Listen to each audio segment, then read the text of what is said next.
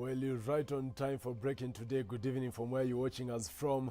My name is Joel Church and our sign language interpreter is Tracy Dorcas. We have a lot in line for you and these are our top stories.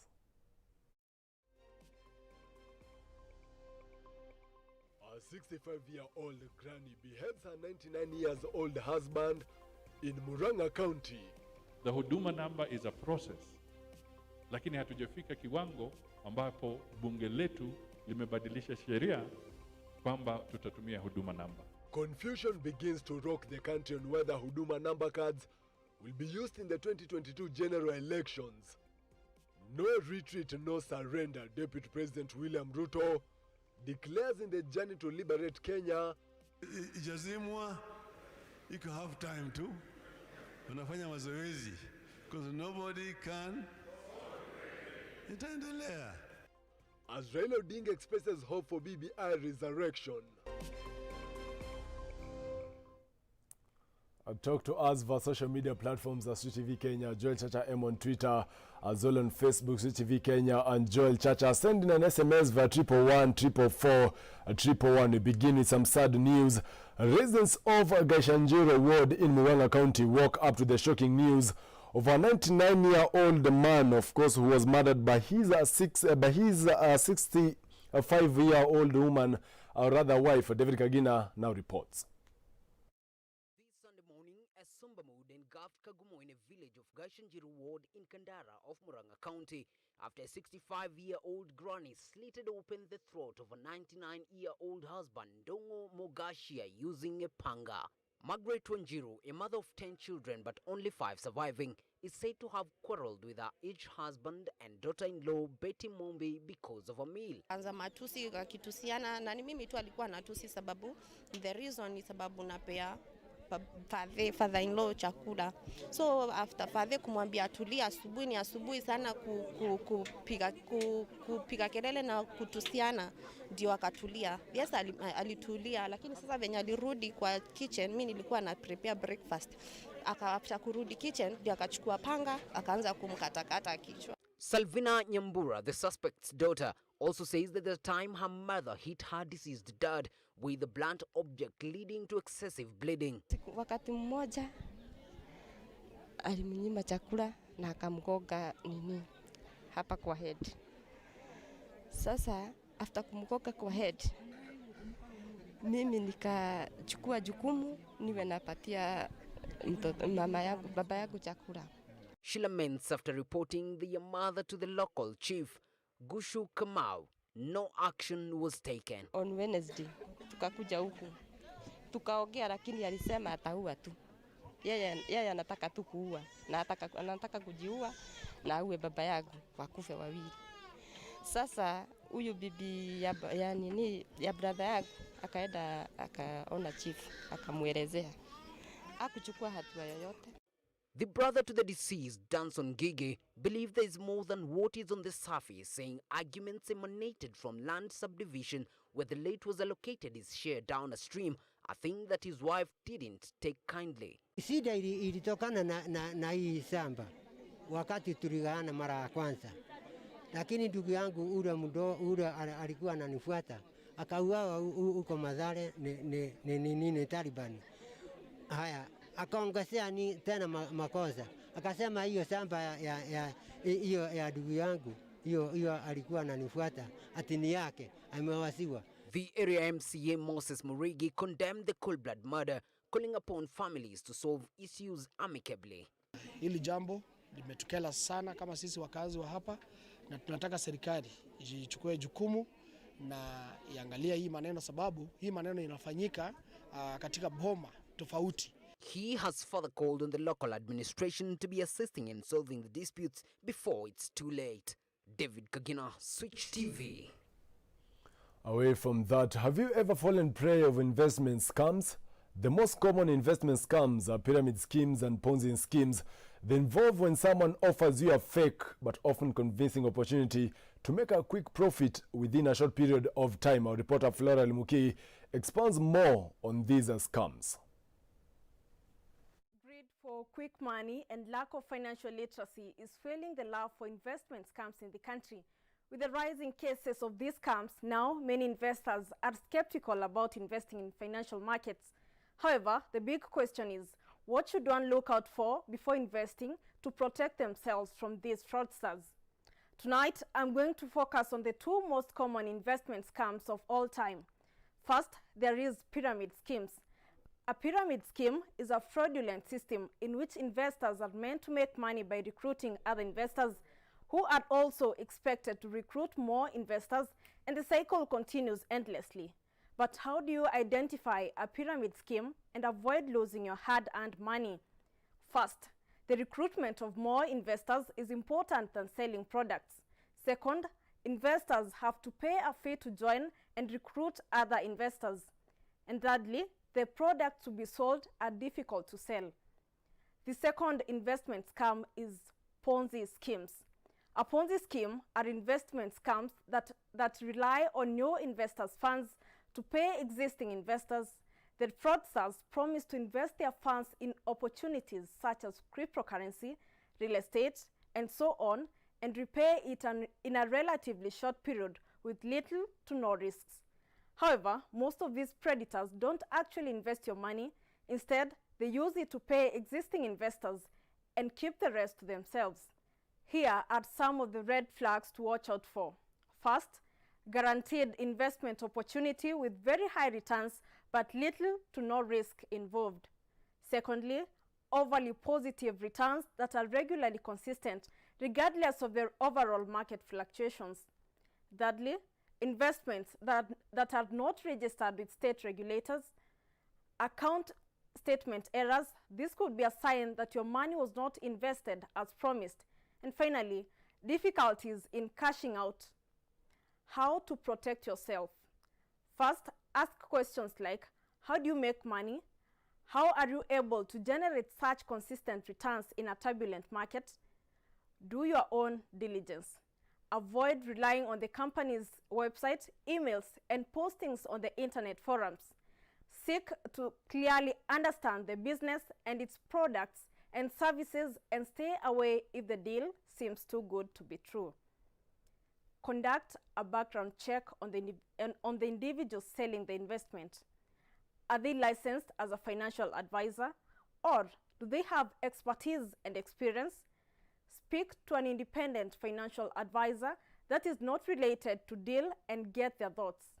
And finally, as I complete this informative piece, remember, only invest when you understand the investment opportunity ahead of you and understand the risk that you are taking. My name is Flora Limuki.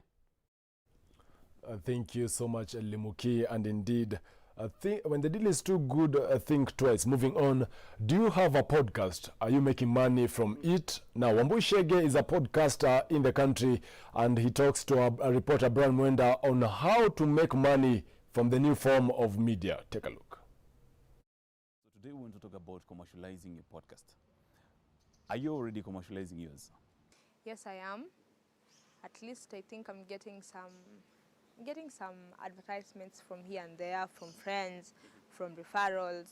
So I think so far my podcast is doing okay. Fair enough. How many episodes have you produced so far? 26. How do I attain the levels, the heights of being that podcast that is being looked out for by advertisers? For example, when you look at the consistency, when you look at the interactions of your audience and you as a host, what are they looking out for, and how do I reach there?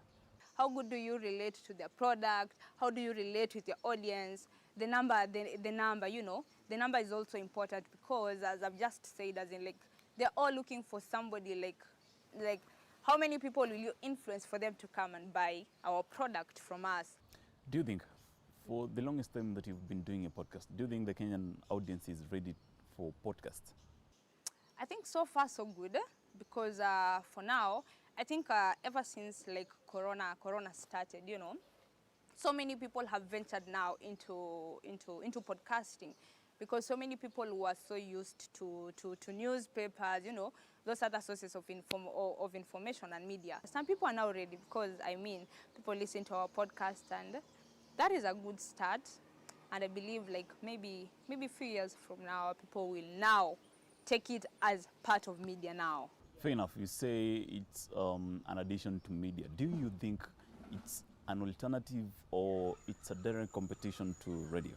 It's now starting to be more of a competition because, you know, now people are like, because example now, Brian, maybe you have a show in radio and then, you know, like now when you go to do a show in radio, like it will just end there, you know, after the show, like that is it. But then when someone goes to like maybe search for your podcast, or rather they just go to the internet and then they search for Hideout Podcast, they'll find that my episode is there and, you know, it has been recorded and they can just save it. Even if they're online, they can listen to my podcast anywhere, anytime, you know. So I think this is, it's more of an online radio because it's a series, you know. A podcast is a series of spoken word that they have been recorded, so like a listener can just listen to it anytime. Thank you, Wambui, for creating time. My name is Brian Monda. We shift gears now to matters politics. ODM party leader Raila Odinga has hinted that there is still hope for the constitutional amendment through the BBI bill thriving even after being nullified by the appellate court by a 7-judge bench. Of course, Odinga says that the bill was aimed at bringing change in the country and not for personal gains, as put by his political competitors. Take a look. Just weeks after the building bridges verdict was given by a 7-judge bench of the appellate court, Raila Odinga, one of the frontiers of the constitutional amendment bill via the BBI, has come out clear, saying that the fight for BBI is never over until it's over, and those contradicting the document should not yet smile. Ijazimwa, you can have time to. Unafanya mazoezi, because nobody can. Itaendelea. Kati yake itakuja.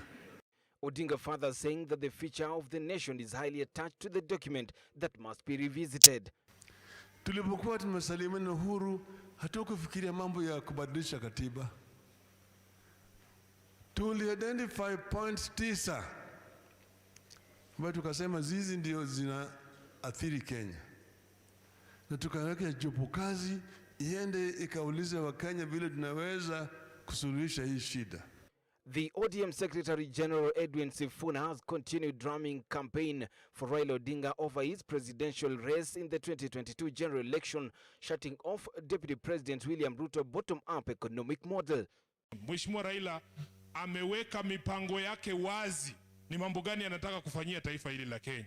Na hii mipango unaweza kumuuliza maswali juu yake na akujibu. Sifuna says that the only lasting peace and unity of the nation sits with Raila Odinga. Wengine wametuambia hapa juzi ati siasa si mapenzi, ati siasa ni maslahi. We bora maslahi yako umepata, whether jirani yako umepata ama hapana, hiyo ni tofauti. The leaders were speaking while attending a church service in Lang'ata today. Robert Oma, Switch TV, Nairobi.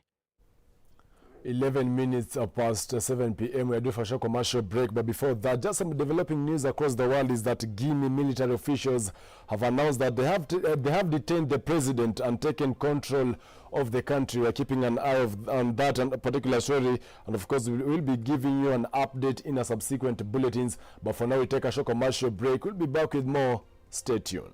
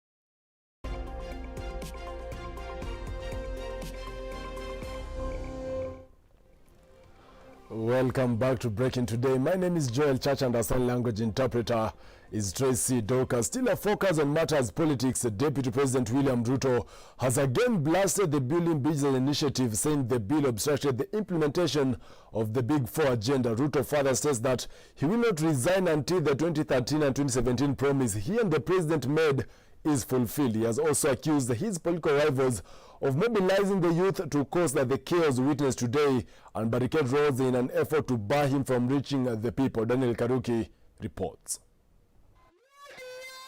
The journey to climb the mountain was today a hectic one for DP RUTO after he visited KIMI constituency in NYERI County as a section of youth tried to cause chaos. Wamejaribu kufunga barabara.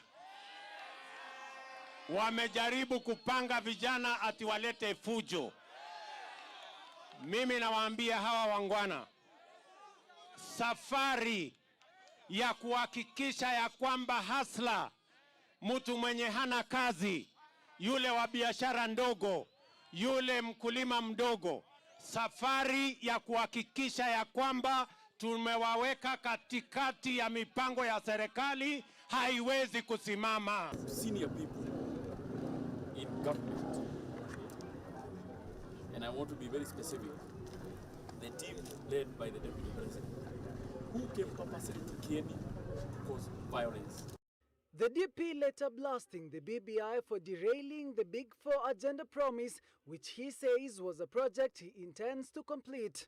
Ile kazi yote tulikubaliana na nyinyi. Hata ingawaje tulikuja tukaletewa REGGAE, ikaharibu kazi yetu ya Big Four mpaka ikakwama. Mimi nataka niwaambie Mungu ametusaidia, REGGAE imesimama. Sasa turudi kwa ile kazi tuliahidiana na nyinyi. Simamisha REGGAE mbele, hamkumbuki? REGGAE ilisimama wapi? Walikataa kuileta hapa, wakakataa kuleta mahali ingine, wakafikiria Meru hakuna jamba huko. Wakaleta kule tukasimamisha hiyo REGGAE. Speaking on Sunday when he attended a church service at Mbiriri Full Gospel Churches of Kenya in Kieni, NYERI County, the DP says Kenya needs to plan for millions of ordinary citizens to help them climb up the economic ladder as he continued championing for his bottom-up economic model. And we will not retreat and we will not surrender because we are determined. Candidate wa Mount Kenya wa president 2022 anaitwa William RUTO was accompanied by MPs allied to him a day after they concluded a two-day meeting of over 50 MPs from the Mount Kenya region in Nanyuki, where they announced they would rally behind the Deputy President under the UDA party for their presidential seat in 2022. Daniel Kariuki for Switch TV News. Meanwhile, controversies surrounding the HUDUMA number cards that they will be used to vote in the 2022 general election, leading to voter apathy, have again ascended the political scene. AC Party leader MWANGI has called on Kenyans not to fall into the trap of political power brokers who are peddling rumors that HUDUMA number cards will be used during the voting process in 2022 general elections. Our very own Majibu Kisao with more. Controversial just as it was at inception, HUDUMA numbers again birthed heated political exchanges over its intended function. Kuna watu wengine wanasema kwamba kupiga kura watatumia HUDUMA number. I want to correct that because it's misinformation. HUDUMA number ni program nzuri ya serikali, lakini sheria za kupiga kura hazijabadilishwa na bunge. You must still use the voters, your ID, and go and use it for voting. It was the second time in less than a month as ANC leader MUDAVADI stepped his feet once more in NYANDARUA County. Once again under the invitation of NYANDARUA County Governor Francis Kimemia and the leadership of St. Cecilia Mirangine Catholic Church in Dondori. Let us not have angry leaders. Hasira ni kitu kibaya. When you are angry, you are likely to administer in anger. Yeyote ambaye anafanya kazi na Uhuru Kenyatta, yeyote ambaye anafanya kazi na Uhuru Kenyatta, mimi nitasupport yeye. Na akitembea hapa anje. Here, Mudavadi outscored the need for Kenyans to remain peaceful and embrace one another during this time that we are approaching the electioneering period. Tuko kwa muhula wa mwisho wa rais wetu wa taifa, Mheshimiwa Uhuru Kenyatta. Kenya ni lazima iwe mbele. Kwa kifupi, msimamo wetu uwe Kenya kwanza. Here, Mudavadi outscored the need for Kenyans to remain peaceful and embrace one another during this time that we are approaching the electioneering period. Mudavadi has since visited NYERI County twice, Murang'a County, Nakuru County, and last week he was in Githunguri, Kiambu County, with his next tour for the Mount Kenya region set for Meru soon as he continues to bolster NC's Uchumi Bora na Pesa Mfukoni economic recovery, economic revival, and growth agenda for his 2022 presidential bid. Majibu Kitsao for Switch TV. Still a focus on matters politics, there was drama in Kirima along the NYANDARUA to Nakuru road after motorcade campaigning for Murang'a Governor MWANGI was stopped by police. According to reports, the police failed to provide clear reasons why they stopped the motorcade that was heading to Nakuru. MWANGI Usawa kwa Wote's party continues to campaign for the second-term governor who has declared his bid to vie for presidency in 2022.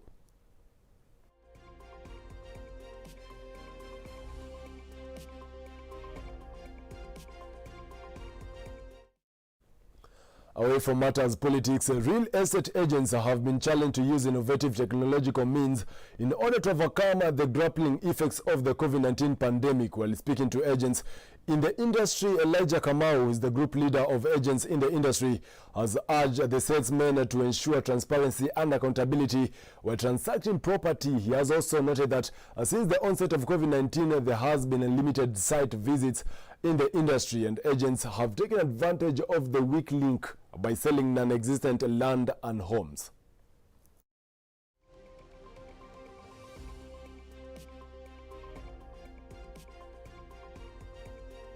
You may not be able to take our clients to the site like we used to do.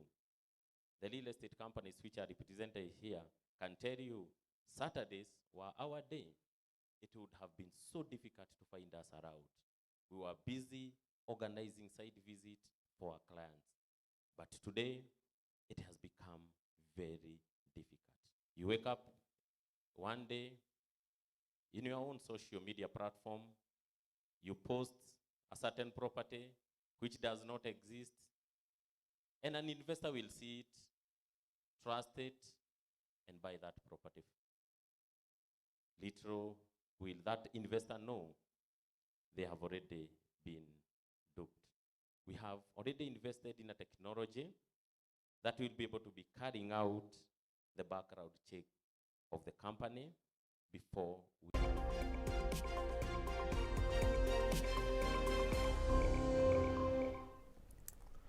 Time to now get sporty. Kenya's Harambee Stars was this afternoon held to a draw by Rwanda in their second qualifying match for the Qatar 2022 World Cup at Nyamirambo Stadium, with Michael Olunga scoring an early goal 9 minutes into the first half before an equalizer from Abdul on 21st second. On Thursday, Stars were held to a barren draw by Uganda in the opening Group E qualifying match at Nyayo National Stadium.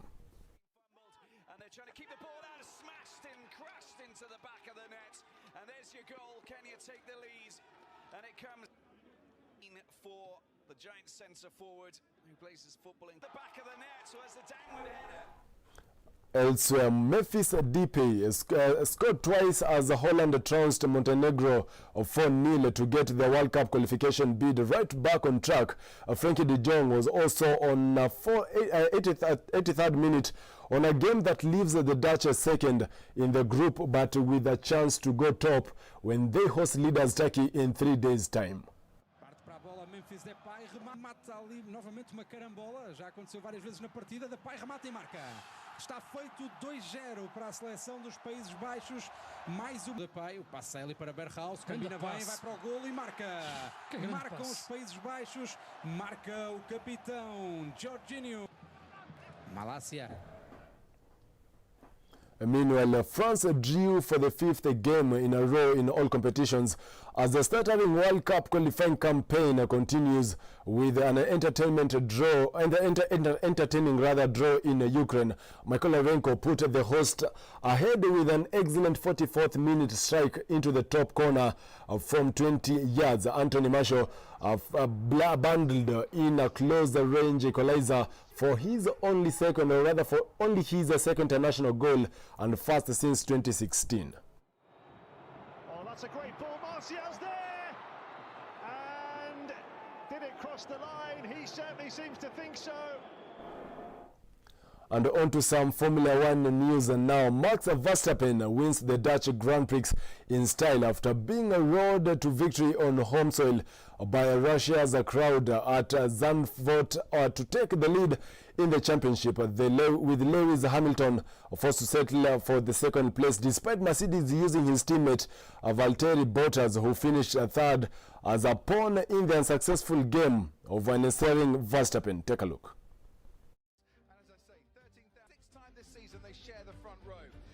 Bottas for the 6th time this year starts 30, so 5th, 6th and 7th all Ferrari power. Esteban Ocon out-qualifies Fernando Alonso. This time he hasn't reached Q3 this season. He's got Yuki Tsunoda for company. In 15th, 17th and 18th, because it's a pit lane start for Nicholas Latifi and for Sergio Perez. Latifi crashed in qualifying. Perez has had his engine changed as well. It is a sea of colour. It is a wonderful atmosphere to start this race. The home 3. Plenty of lines. KIMI RAIKONNEN's retirement at the end of the season was a hot topic at Zandvoort on a Thursday. Here's what his fellow drivers had to say about the Iceman. He's one of the most popular drivers and has been for years. And I mean, even me, after whatever, 10, 11 years in the sport, do I honestly know where I stand with KIMI? No, because there's very few words, but it's funny. And yeah, for sure, yeah, one of a kind. In the most complimentary way possible. You know, he's one of the guys who's made Formula One what it is today since many years ago. The last champion with Ferrari, that's quite a big achievement. Well, you know, there is only one Kimi, and I think he's very unique, so I think clearly it's going to be missed by all the people in the paddock. He's just a legend of the sport for forever, whether it's on track or off track. His personality has always been different and great to see. When I heard the news, it was obviously quite saddening, because I was looking forward to driving another year on the same grid as him. I remember before I got to Formula One being a huge fan of Kimi's, and when I played the computer games, I'd always be in Kimi's car. To this crazy experience of racing against him, losing a championship to him, and then seeing, you know, lots of great battles. So he will be missed. Always respectful, always a tough competitor, but old school. So always very fair and no tricks. So in that aspect, I think yeah, I will miss him, because you know you knew that you could trust Kimi when you were side by side, because he will never do any crazy thing or anything that put in danger any of the two. I remember looking up to him in the early days, you know, with the fights that he had with Fernando. I think, yeah, he can be extremely proud of what he's achieved in the sport. Well, that's all here on Breaking Today. My name is Joel Church, and our sign language interpreter is Tracy Dorcas. Our producer has been David Kagin. Until next time, do have a safer good night.